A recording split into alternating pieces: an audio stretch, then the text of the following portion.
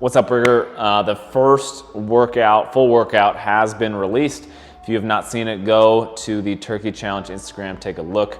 If I remember correctly, it is 12, 9, 6, 3 in pairs of a power snatch, a front squat, and then lateral burpees over your bar. General things first. Number one, you should pair yourselves in your fastest pair, your fastest two, and then your slowest two.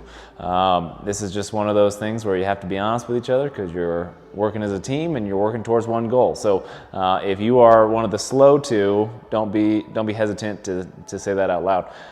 Fast two should go first, slower two should go second. Reason being, you have a 14-minute time cap. You want to get as much work done within those 14 minutes as physically possible, which means your first two need to get out of the way, moving on before the second two come in, ideally with the goal of finishing that time cap, obviously.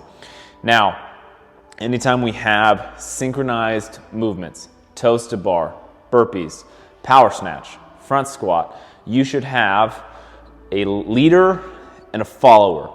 Your leader is setting the pace. They are, generally speaking, not always true, but generally speaking, the less skilled athlete at that movement, the less strong athlete at a barbell movement, power snatch, for example.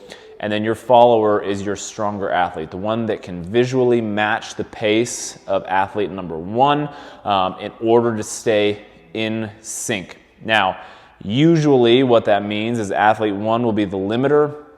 Athlete two should be able to hang with athlete one. Not always the case, but generally true. So athlete one needs to be the one communicating. In anything that we have that is team or synchro, communication is paramount.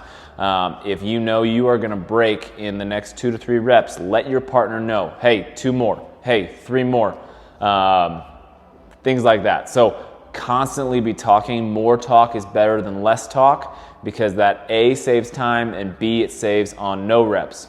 Speaking of no reps, anytime you have a no rep, not only do you waste time, you also waste energy doing that rep. So when we have these synchro barbell movements, synchro burpees, again, leader and follower, but part 2 to that is go a little bit slower than you generally would so that you can constantly be hitting movement standards and constantly be counted for the work that you do.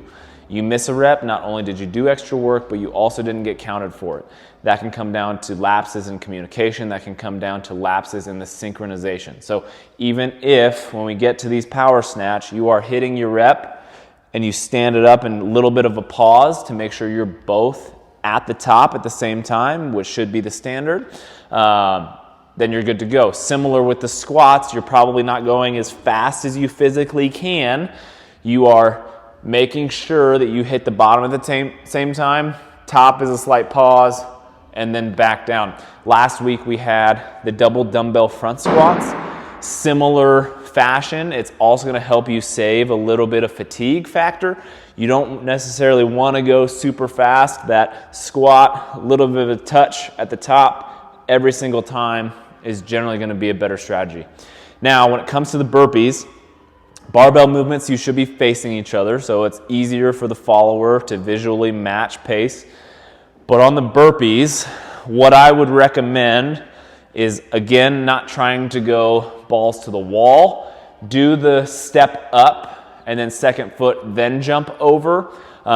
Most likely, your synchro has to be on the floor. So one athlete will lag behind just a little bit. That is your follower athlete. They are matching the pace of the other person. If person one can keep a strong pace, person two can just follow along, then you're set. But on something like this, speed is going to be high class. So if you can go 2 feet up and jump and 2 feet up and jump and stay on schedule, great, do it.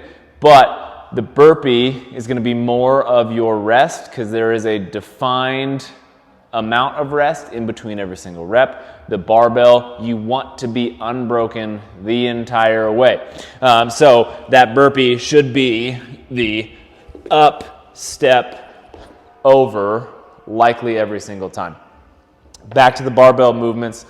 The transition between your power snatch to the front squat, I would highly suggest dropping the bar and getting into a squat clean for your first rep. Take that little bit of a hit in time to communicate if you need to synchro your rep sets if one of you do feel like you need to break, or just give yourself that second of rest before we pick the bar back up.